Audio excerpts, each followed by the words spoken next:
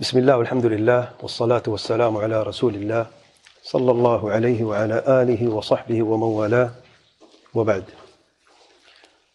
شرح شمائل النبي صلى الله عليه وسلم للإمام أبو عيسى محمد بن عيسى الترمذي رحمه الله، شرح فضيلة الشيخ عبد الرزاق بن عبد المحسن عباد بدر حفظه الله. اور ہم پہنچے تھے آج کے درس میں حدیث نمبر 21 سے شروع کرنا ہے. 21 سے. اچھا، درس سے پہلے ایک غلطی جو پیچھے درس میں ہوئی اس کو درست کر لیں. میں نے کہا تھا حدیث نمبر 19 کی سند میں کہ عیسیٰ بن یونس ابو اسحاق السبیعی ہیں.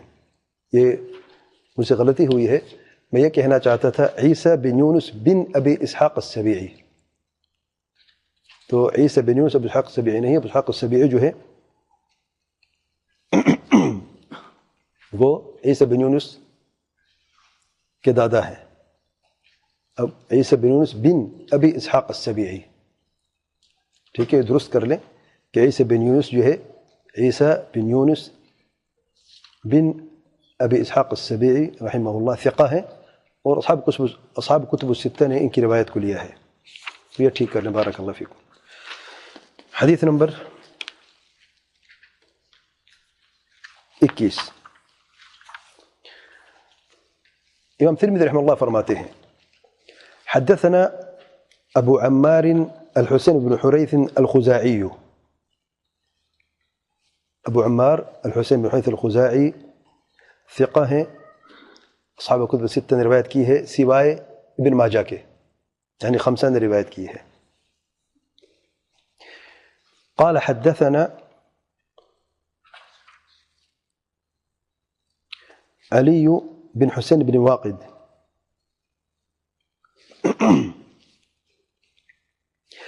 علی بن حسین بن واقد صدوق یہم، صدوق ہے، بعض وہم بھی ہو جاتا ہے.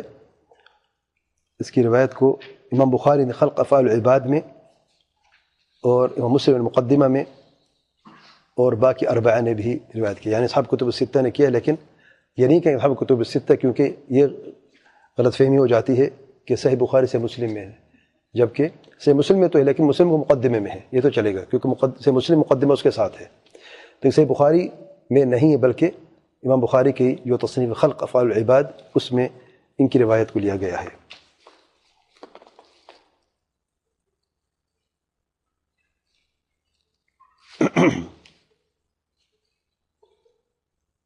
اور یہ باتوں جو ہے دونوں کی، یہ سیر اعلام النبلاء امام ذہبی سے لیا گیا ہے. قال حدثني ابی. ابی سے کیا مراد ہے؟ حسین بن واقد. حسین بن واقد کے والد ہیں حسین بن واقد القرشی، ثقہ ہیں. ان کی روایت امام مسلم اور الاربعہ نے روایت کیا ہے.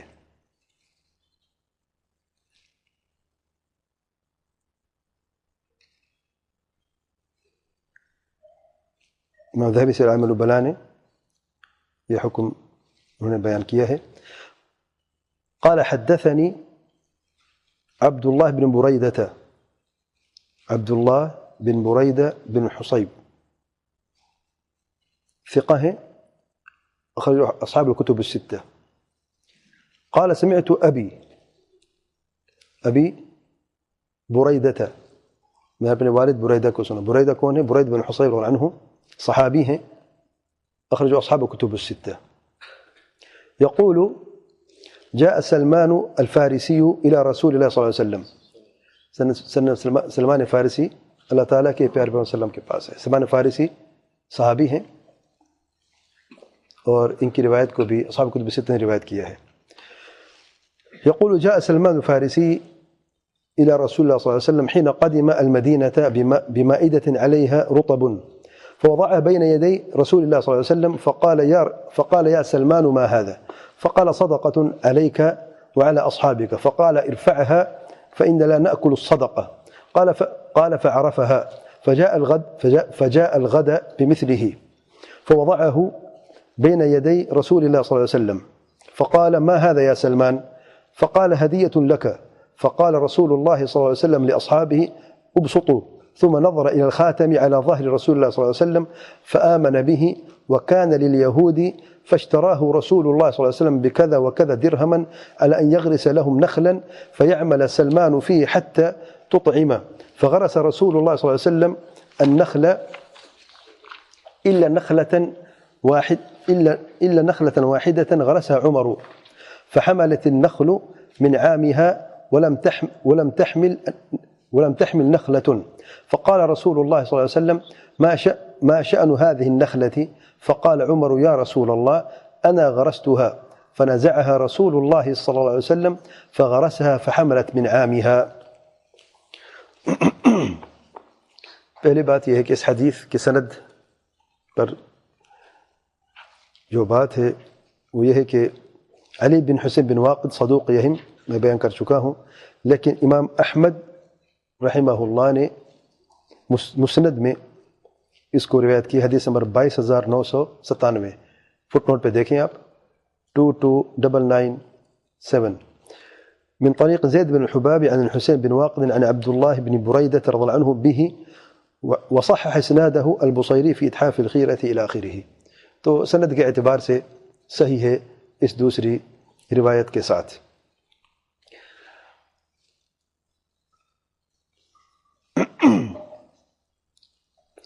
شیخ عبد الرزاق حفظ اللہ فرماتے ہیں سلمان فارس رضی اللہ عنہ کی یہ خبر میں سے ہمیں ملا ہے کہ جب انہوں نے اللہ تعالیٰ کے پیارے پیغمبر صلی اللہ علیہ وسلم کی بعثت کے قریب ہونے کا علم ہوا اور بعض علامات نبوت، اب آپ صلی اللہ علیہ وسلم کی جو نبوت کی علامات ہیں ان کو انہوں نے سنا ہوا تھا، اور ان میں سے ایک یہ علامت تھی کہ ہدیت کو قبول کرتے ہیں، تحفے کو قبول کرتے اللہ تعالیٰ کے پیارے پیغمبر صلی اللہ علیہ وسلم، لیکن صدقہ قبول نہیں کرتے، نہ ہی صدقہ کھاتے ہیں، اور دونوں کندھوں کے بیچ میں خاتم النبوہ ہے. اور سیدنا سلمان رضی اللہ عنہ انتظار کر رہے تھے کہ کوئی ایسا موقع ملے جس سے ان 3 سوالوں کے جواب مل جائیں، اور جو 3 علامات کو دیکھنا چاہتے تھے اللہ تعالیٰ کے پیارے پیغمبر صلی اللہ علیہ وسلم میں کسی طریقے سے ان کو معلوم ہو جائے کہ کیا واقعی محمد صلی اللہ علیہ وسلم اللہ تعالیٰ کے نبی ہیں کہ یا نہیں. اور بہت شدید انتظار میں تھے مدینہ طیبہ میں کہ اللہ تعالیٰ کے پیارے پیغمبر صلی اللہ علیہ وسلم سے ان کی ملاقات ہو جائے. بہت لمبا قصہ ہے، میں نے پہلے بھی عرض کیا ہے کہ اس پہ پورا خطبہ بھی ایک درس بھی شاید کم پڑ جائے، کیونکہ کس طریقے مسند احمد کی روایت جو بیان کی بہت لمبی ہے، اور اس میں بڑا پیارا قصہ ہے. یعنی ایک لاڈلے تھے اپنے باپ کے، بڑے امیر خاندان سے، یعنی پرنس کی زندگی گزارنے والے شخص اپنے گھر، اور آگ کے پجاری تھے ان کا خاندان پورا، بلکہ ان کا باپ ان کے سرداروں میں سے تھا جو آگ کے پجاری تھے. گھر سے ایک قدم باہر جانے نہیں دیتے تھے، کہیں میرے بیٹے کا عقیدہ خراب نہ ہو جائے، اور آگ کی عبادت سے یہ چھوڑے، کیونکہ یہود و نصارہ کی دعوت تھی، باہر اہل کتاب کی دعوت موجود تھی کہ آگ کی عبادت اور جو آتش پرستی ہے، یہ شرک ہے، یہ کفر ہے، الی آخرہ، تو باہر نہیں جانے دیتے تھے. الغرض کسی ذریعے سے باہر نکلتے ہیں، غلامی اختیار کرتے حقیقت کی تلاش میں، یعنی یہودوں کے پاس جاتے ہیں، یہودیت اختیار کرتے ہیں، ان کے ساتھ جاتے ہیں، نصرانیت کو دیکھتے ہیں، اور پھر ان کے غلام بن جاتے ہیں، ان کو بیچا جاتا ہے صرف مدینہ پہنچنے کے لیے. بہت لمبا قصہ ہے، یعنی توحید کا قصہ کوئی دیکھنا چاہتا ہے، اس پر توحید کا سفر جس طرح انہوں نے طے کیا ہے، میرا خیال ہے زندگی میں شاید کس نے طے نہیں کیا ہو. یہاں تک کہ کئی سال اپنے اس عیش و عشرت کو چھوڑ کر صرف توحید کو سمجھنے کے لیے، صحیح دین پر صحیح عمل کرنے کے لیے انہوں نے اپنی پوری زندگی کو قربان کر دیا. وہ جو ان کو ایک عیش و عشرت تھی، جو خوبصورت زندگی تھی، سب کو اٹھا کے جوانی کی حالت میں، بڑھاپے کی حالت میں بات نہیں کر رہے ہم، اور کئی سالوں تک اس انتظار میں تھے کہ عرب میں سے یہاں پہ ایک نبی آئے گا. اور کیسے پہنچتے مجھے بتائیں، مدینہ تک کیسے پہنچتے؟ تو پتہ چلے قافلہ آتا ہے، وہ غلاموں کو لے کے جاتا ہے، خود غلام بن کے خود ان کو بیچا گیا، غلامی اختیار کی اور غلامی کرتے رہے. آج دیکھتے آج کے درس میں کہ اللہ تعالیٰ نے ان کے صبر اور اس ایمان کے جذبے کا، اور جو توحید کو سیکھنے کی تڑپ تھی، کس طریقے سے آسان فرمایا ہے، اور غلامی سے بھی کیسے نکلے ہیں. آج کے درس میں اس کا قصہ موجود ہے، بڑا پیارا قصہ ہے. دیکھ ہمارے پاس وقت کتنا ہے، اس پہ بات کرتے ہیں. شیخ عبد الرزاق حفظہ اللہ فرماتے ہیں وقت ہے تو شروع کریں، ولا کدھر سے شروع کرتے ہیں قصہ؟ 10 منٹ لگیں گے، دیکھیں 10 منٹ پہ انشاءاللہ۔ عبد الرزاق حفظہ اللہ فرماتے ہیں قول بريدة رضي الله عنه جاء سلمان الفارسي إلى رسول الله صلى الله عليه وسلم حين قدم المدينة بمائد عليه رطب فوضع بين يدي رسول الله صلى الله عليه وسلم فقال يا سلمان ما هذا؟ ليس السؤال عن نوع الطعام الذي جاء به۔ سب سے پہلا جو ٹیسٹ لینا چاہتے تھے سیدنا سلمان اللہ تعالیٰ کے پیارے پیغمبر صلی اللہ علیہ وسلم نبوت کو جاننے کے لیے کہ نبی ہے کہ نہیں، کچھ طعام کچھ کھانے لے کے آئے۔ ایک روایت میں کہ کھجور تھی، لے کے آئے، اللہ تعالیٰ کے پیارے پیغمبر صلی اللہ علیہ وسلم کی خدمت میں حاضر ہوئے اور عرض کرتے ہیں یہ صدقہ ہے۔ تو سوال یہ نہیں تھا کہ کیا لے کے آئے ہو، وہ تو سامنے ہی جو بھی کھانا آپ سب آ کے تو دیکھ لیا، اے سلمان یہ کیا ہے؟ تو یہ سوال نہیں تھا کہ کیا لے کے آؤ، یہ چیز کیا ہے، بلکہ یہ تھا کہ یہ ہے نوعیت کیا ہے، یہ صدقہ ہے، تحفہ یہ ہے کیا، کیونکہ فرق ہے دونوں میں۔ سبحان اللہ۔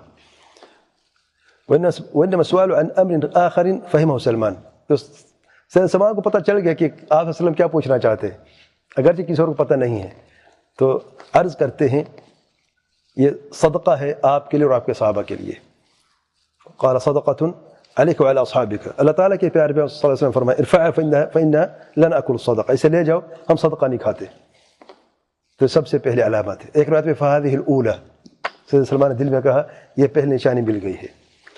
پھر کچھ عرصے کے بعد کیونکہ حدیث میں آیا کہ اللہ تعالیٰ کے پیارے پیغمبر صلی اللہ علیہ وسلم صدقہ نہیں کھاتے، اہل بیت بھی صدقہ نہیں کھاتے۔ اور دوسری بات میں ہے کہ صحابہ سے آپ صلی اللہ علیہ وسلم نے فرمایا کہ آپ کھا لو میں نہیں کھاتا، کیونکہ صحابہ کرام پر تو صدقہ جائز کھا سکتے تھے۔ اور ارفاع سے مراد یہ ہے کہ مجھ سے اٹھا لو میں نہیں کھاتا کہ صدقہ ہے۔ فجاء الغد بمثله، اگلے دن پھر طعام لے کے آئے، کھجور لے کے آئے، عرض کرتے ہیں اللہ تعالیٰ کے پیارے پیغمبر صلی اللہ علیہ وسلم آپ کے لے کے آیا ہوں۔ اللہ تعالیٰ کے پیارے پیغمبر صلی اللہ علیہ وسلم ما هذا یا سلمان، سلمان یہ کیا ہے؟ پھر وہ سوال سیدنا سلمان جواب میں عرض کرتے ہیں ہدیۃ لک یا رسول اللہ، یہ تحفہ ہے آپ کے لیے۔ تو اللہ تعالیٰ کے پیارے پیغمبر صلی اللہ علیہ وسلم نے صحابہ کرام سے فرمایا ابسطوا، چلو کھاتے ہیں، اور کھا لیا، یعنی اپنے ہاتھ بڑھاؤ اور لے لو۔ یہ دوسری علامت تھی۔ تیسری باقی تھی ثم نظر الى الخاتم على ظهر رسول اللہ صلی اللہ علیہ وسلم فآمن به، یعنی یہ تیسری نشانی جو باقی تھی۔ اب سیدنا سلمان کو دو نشانیں تو مل گئی ہے۔ کہاں سے ملی؟ اہل کتاب سے۔ میں نے کہا کہ یعنی نصارہ کے پاس گئے، وہاں یعنی جو پادری تھا اتنی زیادہ نصرانیت میں ڈوب چکے تھے، جو سب سے بڑا پادری تھا یعنی ان کا سب سے بڑا شاگرد بن گیا۔ اس قصے میں آیا ہے کہ جب وہ مر رہا تھا تو قسم دی ہے سیدنا سلمان نے کہ سچ سے بتاؤ کہ صحیح دین کیا ہے، سچا دین کیا ہے، مجھے کہاں سے ملے گا۔ پھر اس پادری نے مرنے سے پہلے کہا کہ تم مدینہ یثرب کی طرف جاؤ، وہاں پر نبی آئے گا جو سچا نبی ہے، اور اس کی یہ علامات ہیں تین: صدقہ نہیں کھائے گا، ہدیہ قبول کرے گا، تحفہ قبول کرے گا، اور اس کے کندھے میں دونوں کندھوں کے بیچ میں ختم النبوت ہے۔ سبحان اللہ۔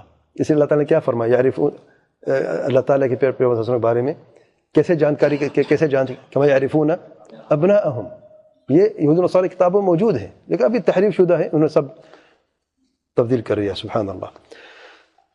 تو سیدنا سلمان کو تیسری نشانی دیکھنی تھی۔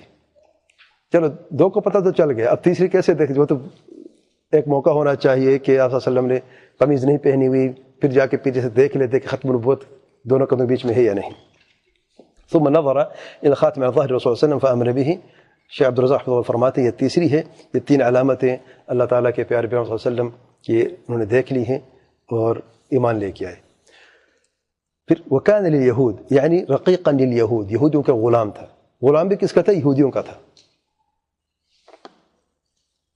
آتش پرستی سے، آگ کی پرستی سے نصرانیت، پھر یہودیت کی طرف، غلام بنے یہودیوں کے۔ اب ایمان تو لے کے آئے ہیں، غلام یہودی کے ہیں، اب وقت آیا ہے آزادی کا۔ اب دیکھیں آزاد کیسے ہوتے ہیں۔ فاشتراہ رسول اللہ صلی اللہ علیہ وسلم بکذا وکذا درہما، اللہ تعالیٰ کے پیارے پیغمبر صلی اللہ علیہ وسلم کے پاس کچھ پیسے تھے تو خریدا، یہودیوں پیسے کم پڑ گئے، اب کیا کرنا ہے؟ یعنی اللہ تعالیٰ کے پیارے پیغمبر صلی اللہ علیہ وسلم نے یہودیوں کے پاس گئے اور کچھ درہم یعنی جو چاندی کے جو سکے تھے وہ دے کر چھوڑنا۔ تو انہوں نے یہ کہا کہ ہمارے لیے کھجور کے جو درخت ہیں وہ سلمان جو اگر کر دیتے پورے تو ہم اس کو آزاد کر دیں گے.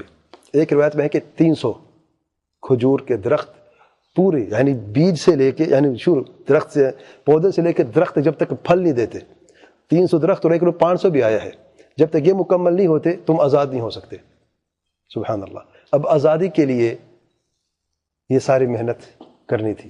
تو اللہ تعالیٰ کے پیارے پیغمبر صلی اللہ علیہ وسلم نے صحابہ کرام کو یہ حکم دیا کہ اپنے بھائی کی مدد کرو. یہاں پر 200 یا 300 کا ذکر ہے اور بعض اوقات 500 تک بھی آیا. تو صحابہ کرام کے بعد جتنی تھی، کسی نے 20، کسی نے 5، کسی نے 30، جتنی بھی پودے جو تھے چھوٹے چھوٹے، یاد رکھیں جو کاشتکاری ہوتی ہے کھجور کے درخت کی، اس کی 2 قسم ہیں. ایک تو بیج ہوتا ہے، اس میں 10 سال لگ جاتے ہیں پھل تک، 8 سے 10 سال. اور جو فصیلہ ہوتا ہے غرس، جیسے یہاں پہ روایت میں آئے فصیلہ کے چھوٹے پودے کو، جو یعنی بیج سے لے کے چھوٹا پودا نکلتا ہے، اس کو 3 سال لگتے ہیں. پھر وہ جو ہے اس کو 4 یا 5 سال لگتے ہیں پکنے تک، پھل حاصل کرنے تک. تو یعنی 4-5 سال کی مدت تھی تقریباً. تو فصیلے جو صحابہ کرام، کیونکہ آپ کو پتہ ہے کہ انصار کا اکثر کاروبار یہ کھجوروں کا تھا، تو جب ان کو یہ خبر ملی کہ اللہ تعالیٰ کے پیارے پیغمبر صلی اللہ علیہ وسلم نے یہ فرمایا ہے کہ مدد کرنی ہے، تو جتنی جس سے ہوا، کسی نے 10، کسی نے 20، کسی نے کرتے کرتے تو ان کی جو بھی تعداد تھی پوری ہو گئی. اب دیکھیں بڑی بات، اللہ تعالیٰ کے پیارے پیغمبر اپنے ہاتھ مبارک سے، دست مبارک سے ان کی کاشتکاری کی ہے زمین پر. 200 تھے، 300 تھے، جتنے بھی تھے، سوائے ایک کے سیدنا عمر نے کی ہے. اس میں حکمت ہے سبحان اللہ. یعنی ایک پیغام دینا ہے کہ اچھا سبحان اللہ. فَيَعْمَلُ السَّمَانُ فِي حَتَّى تُطْعِمْ، یعنی جب، اچھا یہ نہیں کہ صرف ہمیں یہ کھجور کے جو پودے دینے، بلکہ حتی تطعم سے کیا، جب تک پھل کھانے کے قابل نہ ہو، پوری یعنی دیکھ بھال کرنی ہے، اور اس کی جو کھیتی باڑی کرنی ہے، جو پانی دینا ہے، جو بھی اس کا دیکھ بھال کرنی ہے، سیدنا سلمان نے خود کرنی ہے ان سب کی. فغرس رسول صلی اللہ علیہ وسلم النخل، یعنی اللہ تعالیٰ کے پیارے پیغمبر صلی اللہ علیہ وسلم خود اپنے دست مبارک سے غرس کر رہے تھے، کاشتکاری کرتے تھے. الا نخلة واحدة غرس عمر فحملت النخل من عامها وامتحن نخلة. برکت دیکھیں اللہ تعالیٰ کے پیارے پیغمبر صلی اللہ علیہ وسلم کے یہ معجزات میں سے، جو 5 سال لگتے تھے، 1 سال میں سارے کے سارے کھجور پک گئے 1 سال میں. سبحان اللہ. سوائے ایک کے، وہ کون سی، جسے سیدنا عمر انہوں نے بویا تھا. فقال رسول اللہ صلی اللہ علیہ وسلم ما شأن هذه النخل، یعنی ایک باقی کیوں ہے، باقی تو سب پک گئی، یہ کیوں نہیں پکی؟ فقال عمر یا رسول اللہ انا غرستها، یہ اللہ تعالیٰ کے پیغمبر صلی اللہ علیہ وسلم میں نے اسے بویا تھا. فنزع رسول اللہ صلی اللہ علیہ وسلم، اللہ تعالیٰ کے پیارے پیغمبر صلی اللہ علیہ وسلم اسے نکالا. فغرسها فحملت من عامها، دوبارہ اسی کو ہی زمین میں یعنی غرس کر دیا. فحملت من عامها، اسی سال وہ بھی پک گئی. سبحان اللہ.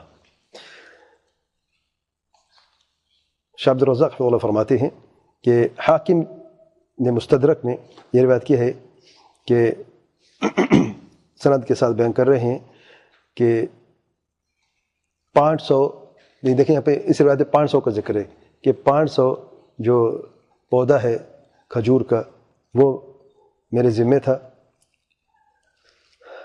اور اگر میں پورا کر لیتا تو میں آزاد ہو جاؤں گا. تو پھر میں اللہ تعالیٰ کے پیغمبر صلی اللہ علیہ وسلم کی خدمت میں حاضر ہوا اور پھر مکمل قصہ بیان کیا.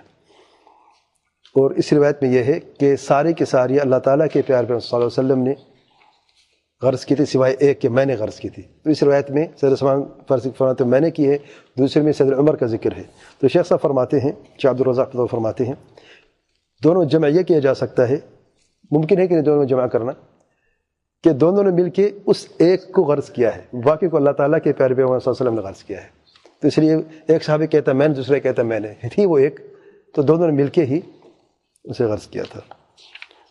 اور اس میں شیخ صاحب فرماتے ہیں حکمت یہ واللہ اعلم کہ معجزہ بیان کرنا تھا اللہ تعالیٰ کے پیارے پیغمبر صلی اللہ علیہ وسلم کا، کہ جس کھجور کے اس درخت کو اللہ تعالیٰ کے پیارے پیغمبر صلی اللہ علیہ وسلم کا ہاتھ لگا ہے وہ تو ایک اسی سال میں پک گئی. اور جب کسی اور کا، اگر صحابی کا کیوں نہ ہو، عظیم صحابی ان کا ہاتھ لگا ہے تو وہ نارمل تھی، اس میں کوئی تبدیلی نہیں ہے جب تک کہ اللہ تعالیٰ کے پیارے پیغمبر صلی اللہ علیہ وسلم اپنے دست مبارک سے اسے دوبارہ غرض نہیں کیا ہے. واللہ اعلم.